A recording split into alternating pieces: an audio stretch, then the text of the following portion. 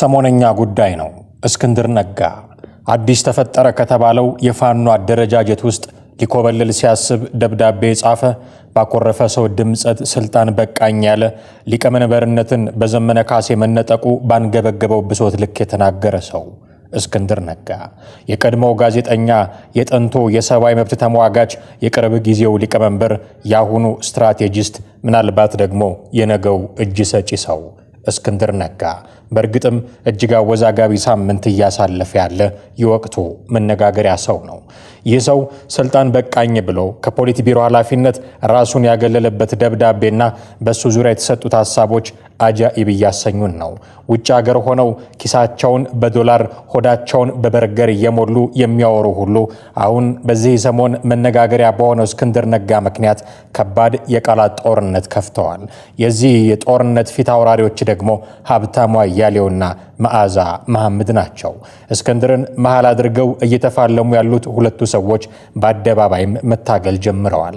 አስቀድማ እስክንድር ነጋ ላይ ትችት የሰነዘረችው መዓዛ መሐመድ እስክንድርን መሰሪ ነው ማለቷ በሀብታሙ አያሌው አልተወደደላትም። ምንም ከዚህም በኋላ እንኳንስ አይደለም ከድርጅቱ መውጣት ይቅርና ሄዶ ብልጽግና ውስጥ ቢገባ ጉዳይ አይደለም። ሚዲያዎች በኋላ ላይ የምናነሳቸው ማህበራቶች ልዩነታቸውን ወደ ጎን አድርገው በተስፋ ሊመጡ ሲሉ ይሄ መሰሪነት ነው። እስክንድር ዛሬ ያደረገው ነገር የክፋት የመጨረሻው ጥግ ነው። I can say this ይሄን ነው ማለት የምችለው። ለዚህ ንግግር ስብዕናን ገደላ ነው ብሎ ትርጉም የሰጠው ሀብታሙ አያሌውም ታዲያ በሰራው ፕሮግራም ላይ የከዚህ ቀደሙን የመዓዛ መሐመድን የተክለ ሰውነት ቅርጽ አስታኮ አስተሳሰቧን ያስመጠጠች ሴት ብሎ በብርቱ ቃላት ወርፏታል። ለጤና ተስማሚ ነው የሚባለው በሰውነት ውስጥ ያለን የስብ መጠን መቀነስ ነው። ከአንዷ ነውረኛ ላይ የስብ መጠን ሳይሆን የአስተሳሰብ መጠኗን ነው የመጠጡት። ስቧን መጣው ሰውነቷ መቀነሱ ጥሩ ነው። ስብ ከስቡ በላይ ግን በህሊናዋ ውስጥ ያለውን የአስተሳሰብ ደረጃ መጣውት ይመስለኛል። ነውርም እኮ ልክ አለው፣ ክፋትም እኮ ልክ አለው።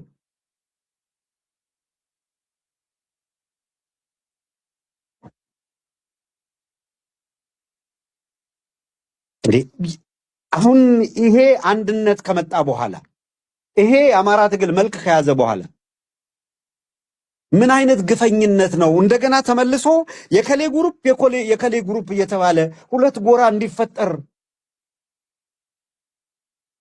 አንድ ጊዜ ግባ የማይባል ነውረኛ የራሱን ቤት መብራት አቅቶት እኮ ዝም ብሎ ልጆቹን ቤተሰቡንም ትቶ ሌላ ስቴት የሄደ ተራ ዱርዬ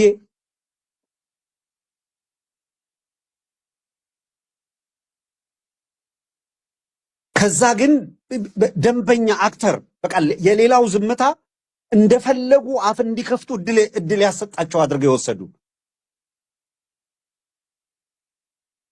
ራሳቸውን በተለየ አክተር አድርገው ሊመጡ የፈለጉ አካላት ይሄ የህልውና ትግል በመከራ አልፎት በመከራ በፈተና ተሻግሮ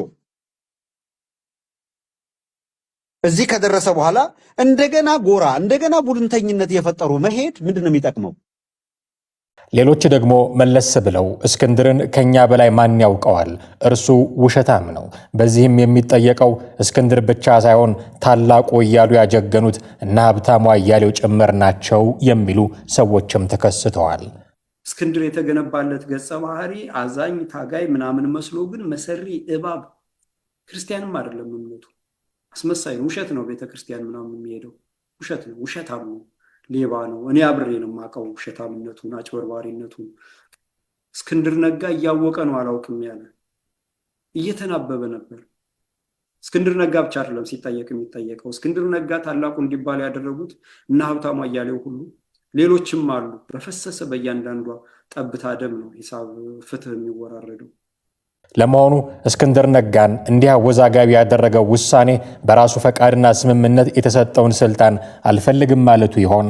ይህ አሁን ላይ የተነሳ ያለ ወሳኝ ጥያቄ ነው። አንዳንድ መረጃዎች እንደሚጠቁሙት ግን እስክንድር ነጋ የተሾመው በተስማማበት ስልጣን ሳይሆን ያለ ፍላጎቱ መሆኑን ነው። እስክንድር የተቀበለውን ነገር መልሶ አልቀበልም ሊል አይችልም። ሳይፈልግን የሰጡት ማለት ነው የመደቡት። ቤዚካሊ የሰጣችሁትን ኃላፊነት ከትህትና ጋር አልቀበልም ሲል ዞሮ ዞሮ አማርኛ ነው የምናወራው ሁላችንም። አሳይን የተደረገው አሳይመንት ነው የተሰጠው። 13ኛ ቦታ ተሰጠው ተስማምተው ዘን እስክንድር ይሄንን አልቀበልም ነው ያለው። ቀድሞማ ተስማምተው እሺ ብሎ ቢቀበል ኖሮ መልሶ አልቀበልም አይልም። ሪዛይን ነው የሚያደርገው እንጂ ተቀብሎ ቢሆን ሪዛይን ነው የሚያደርገው። ፕሮሲጀሩ ለእስክንድር ሰጡት፣ ያንን ቦታ ሰጡት ወይም አሳይን አደረጉት። ያን አሳይንመንት ነው አልወስድም ያለው። ያን አሳይንመንት አልወስድም፣ ያንን ኃላፊነት አልወስድም ነው ያለው። ስለዚህ የሚያስኬደው እሱ ነው። ምክንያቱም በማግስቱ አልቀበልም ሊል አይችልም። ቤዚካሊ ምንም የውስጡን ማወቅ አይጠበቅብንም። አሰራር እንደዛ ነው። የተቀበልከው ነገር አልቀበልም አትልም። በቃኝ ብለው ሪዛይን የምታደርገው ወይም ስልጣን ትለቃለህ። ቤዚካሊ መጀመሪያውንም ሲሰጡት ደስተኛ ሳይሆን ወይም ኤንድ ኦር ፈቃደኛ ሳይሆን የተሰጠው ያን የሚያሳይ ባይዘው ቪዲዮ ቲክቶክ ላይ እየሄደ ነው። ሰዎች ልከውልኝ አይቻለሁ። ቤዚካሊ ምንድነው የነበረው? ባጭሩ ለመንገር ያህል እናንተ ፈልጋችሁ አዳምጡት። ምንድነው የሰሩት የአፋባ ሰዎች? እነ ዘመነ ካሴ ነው ባይዘው የሚያወራው ንግግር የሚያደርገው። እኔ ማን እንደቀዳው አላውቅም። ዞሮ ዞሮ ግን ቪዲዮ ተልኮልኛል፣ ዳውንሎድ ያደረኩት። ምን ይላል? እስክንድር ነጋን በየትኛውም መልኩ መጀመሪያ ምክትል ተቀዳሚ ተብሎ መጣ ይላል። እሱን አንቀበልም አልናቸው። እንደማንቀበል ተስማማን። መልሰው እንደገና ደግሞ የፖለቲካ ጉዳዮች ተባለ። እሱንም አንቀበልም። ቪዲዮ አለ፣ ባይዘው ቪዲዮ አለ ቲክቶክ ላይ የተለቀቀ ነው። እኔ በቪዲዮ መልክ ዳውንሎድ ተደርጎ ነው ያገኘሁት። ሶስተኛ የውጭ ጉዳይ እና የኮሚኒኬሽን ጉዳይ አሁን አስረሳ ያለበት እና አንድ ደግሞ ሌላ ግለሰብ ያለበት እሱም ኮንሲደር ተደረገ። እሱንም እንደማንቀበል ሲጀመር እንዳውም ግለሰቡ ችግር ስላለበት ድርጅቱ ስለሆነ እሱ የሚመራው ድርጅት ስለሆነብን ነው እንጂ በየትኛውም መልኩ በየትኛውም ኃላፊነት እንዳይሰጠው ተነጋግረናል ይላል። የአፋባ ሰዎች ተሰብስበው አፋባ ስለ በነ ዘመነ ካሴ የሚመራው ቡድን ማለት ነው። ይሄ የተቀረጸ ነው። ኦልሬዲ ዶክተር የተደረገ አይደለም ማለት ፌክ አይደለም። ሲያወሩ እንግዲህ ማን እንደቀዳላቅም እርስ በራሳቸውም ስለሚቀዳዱ ተለቋል። ቤዚካሊ ሴራም ነበረበት ማለት ነው። መጀመሪያም እስክንድር የትኛውም እነኚህ የተዘረዘሩ ቶፕ ፖዚሽን ላይ እንደማይገባ መግባትም እንደሌለበት ኮንሰንሰስ ላይ ደርሰው ነበር፣ ተስማምቶ ነበር። እዛ መድረስ እንደሌለበት ሰው ሌላ ሰው ሊገባ ይችላል ማለት ከአፋሃድ እንዳላሳስት ነው ቀስ ብዬ የማወራው። ከአፋሃድ ከነ እስክንድር ድርጅት ማለት ነው ሰዎች ሊገቡ ይችላሉ። ግን በምንም ተአምር እስክንድር እነኚህ ቶፕ 3 ላይ ሊቀመንበርነት አይታሰብም። ተቀዳሚ ምክትል ሊቀመንበር የሚባል ነገር ይዘው መጥተው ነበረ። እሱንም አልተቀበልነውም። መልሰን እንደገና ደግሞ የፖለቲካ ጉዳዮች ላይ እሱን አልተቀበልንም። ቃል አቀባይ እሱንም አልተቀበልንም የሚል ነው።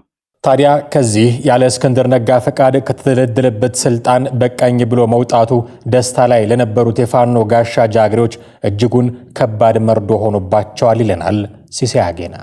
አመራር ሰየምን፣ ሊቀመንበር አልን፣ ምክትል ሊቀመንበር፣ ተቀዳሚ ምክትል ሊቀመንበር በየደረጃው 20 ነው 30 የስልጣን ቦታዎችን ደለደሉ። ከዛ በኋላ የስልጣን ቦታ ከተሰጣቸው ወይ ደግሞ ግርጌ ላይ ከተቀመጡት አንዱ እስክንድር ነበር። ያንን ኃላፊነት አልወስድም ብሎ በትናንትናው ዕለት መግለጫ ሰጠ። የሚፈነጥዙት ወይም የሚያስፈነጥዙት የትም እንደማይደረስ እኮ አትወት አይደለም። እየተበተነ እየፈረሰ ያለው ኃይል ተስፋ እንዲያደርግና እንዲመለስ መፍረሱን ወይ ደግሞ መፍለሱን ለመጠበቅ የሚደረግ ጥረት እንደሆነ ግልጽ ነው።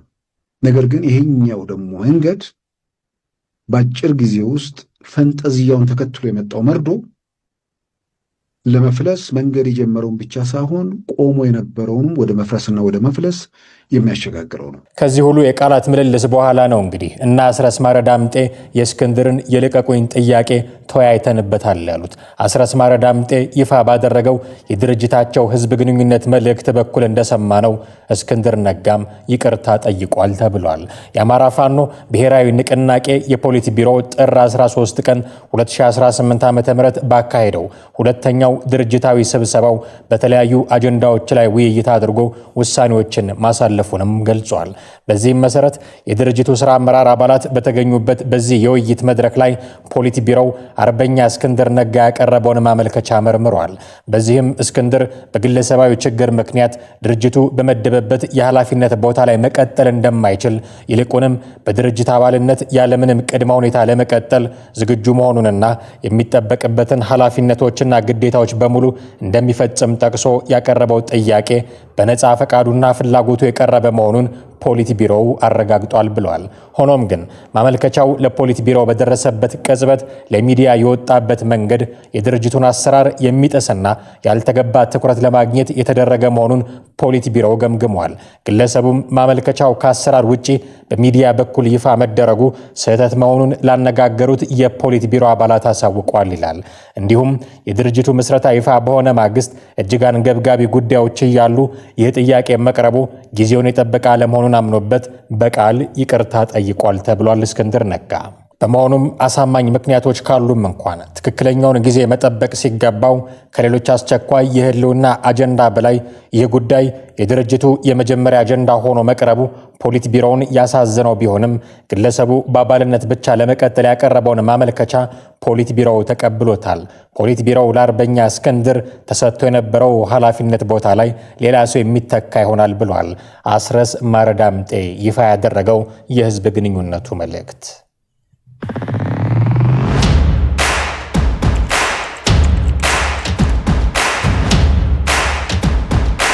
የኢትዮጵያ ህዳሴ ግድብ የናይልን ውሃ ዘግቷል ሲሉ ዛሬም አወዛጋቢ አስተያየት እየሰጡ ነው ፕሬዝዳንት ዶናልድ ትራምፕ።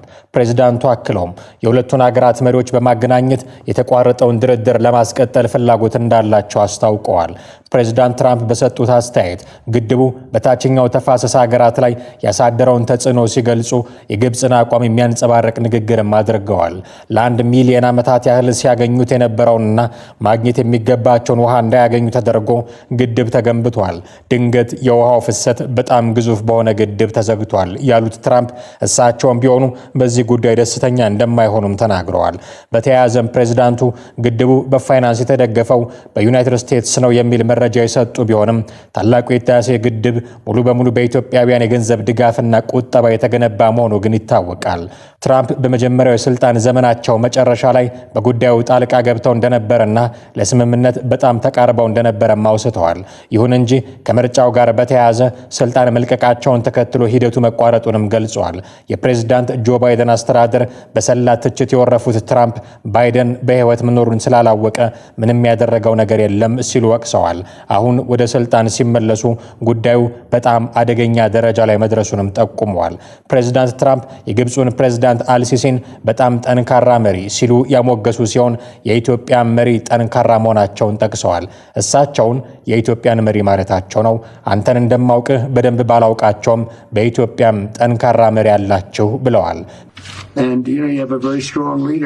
in the president, and I hear you have a strong leader in Ethiopia too. I don't know him as well as I know you, but he's a strong guy. ትራምፕ በቀጣይ ሊወስዱት ስላሰቡት እርምጃ ሲናገሩ ስምምነት ላይ መድረስ ይቻል እንደሆነ ለማየት ሁለታቸውን ለማገናኘት ሞክራለሁ ብለዋል።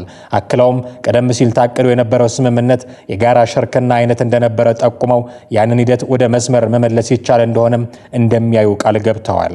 ትራምፕ ሰሞኑን በግድቡ ዙሪያ የተለያዩ ነገሮችን ሲናገሩ የኢትዮጵያ መንግስት ግን ዝምታን የመረጠው። ይልቅስ ታዋቂው የፊልም ባለሙያ ቴዎድሮስ ተሾመ ነው ደብዳቤ ጽፎ ለትራምፕ ይድረስልኝ ያለው።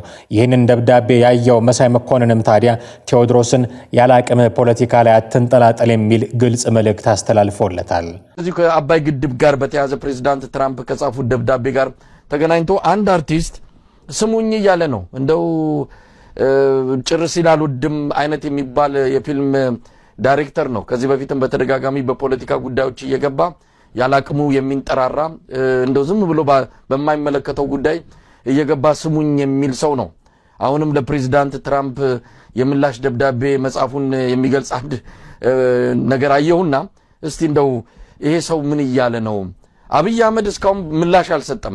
ምናልባት በተዘዋዋሪ ሰጥተው ከሆነም አላየንም። ግብጽም ምላሽ ሰጥተዋል። የሱዳኑም መሪ ምላሽ ሰጥተዋል። አብይ አህመድ ግን ምላሽ አልሰጠም። አድፍጦ ነው ያለው።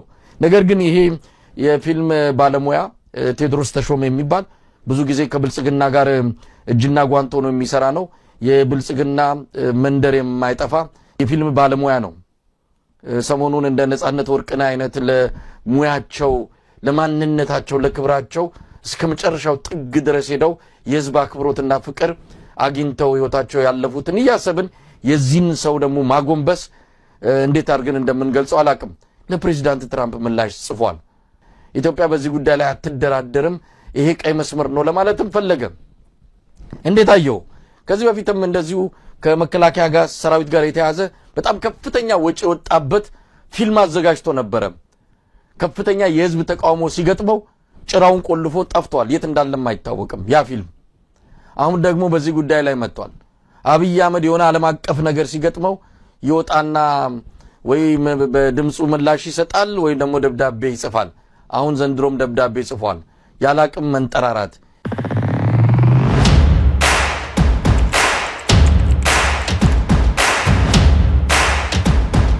በምስራቅ አፍሪካ ፖለቲካ ውስጥ ለዘመናት በምስጢራዊነቱና በታማኝነቱ የሚታወቀው የኤርትራ የስለላ መዋቅር ከውስጥ እየተሸረሸረና አባላቱ ወደ ኢትዮጵያ የደህንነት መዋቅር እየገቡ መሆኑን አንድ አዲስ የትንታኔ ሪፖርት አጋለጠ።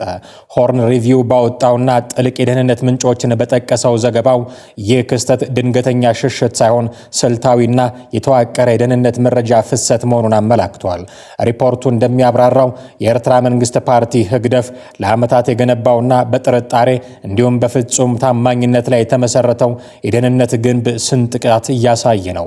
ቀደም ሲል በሽግግር ዓመታት ውስጥ በአዲስ አበባና በተለያዩ የኢትዮጵያ አካባቢዎች ተሰግስገው የነበሩ እንዲሁም በጎረቤት ሀገራትና በኤርትራ ውስጥ የሚንቀሳቀሱ የኤርትራ የስለላ ወኪሎች አሁን ላይ ፊታቸውን ወደ ኢትዮጵያ ብሔራዊ መረጃና ደህንነት አገልግሎት እያዞሩ ነው።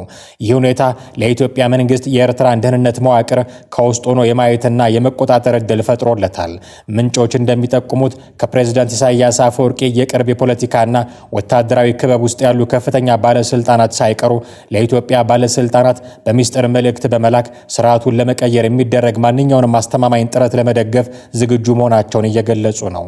እነዚህ ባለስልጣናት የፕሬዝዳንቱን ከስልጣን መውረድ ሀገሪቱን ለማዳን የቀረበ ብቸኛ አማራጭ አድርገው እንደሚመለከቱትም ተጠቁመዋል። ምንም እንኳን ኢትዮጵያ ይህንን የመረጃ የበላይነትና የውስጥ ዘልቆ መግባት አቅም ብትይዝም እስካሁን ድረስ ፕሬዝዳንት ኢሳያስን ከስልጣን ለማውረድ ያነጣጠረ ቀጥተኛ እርምጃ ከመውሰድ ተቆጥባለች። ሪፖርቱ እንደሚያትተው ኢትዮጵያ ይህንን እርምጃ ያልወሰደችው በአካባቢው ሊፈጠር የሚችለውን ከቁጥጥር ውጭ የሆነ ቀውስ በመስጋትና የቀጥታ ጣልቃ ገብነት የሚያስከፍለውን ጂኦፖለቲካዊ ዋጋ በመፍራት ነው። ለኢትዮጵያ የኤርትራ ደህንነት መኮንኖችን መቀበል ማለት የሰው ኃይል ማግኘት ብቻ አይደለም የሚለው ዘገባው፣ ይህ ማለት የአስመራን የስለላ ጥበብ፣ ኢላማ የመለየት ስልት፣ የክትትል መረብና የውስጥ ደህንነት ዶክትሪን ሙሉ በሙሉ በእጅ እንደማስገባት ይቆጠራል። የኤርትራ ትልቁ መሳሪያ የነበረው ምስጢራዊነት አሁን ወደ ጉዳትነትም ተቀይሯል።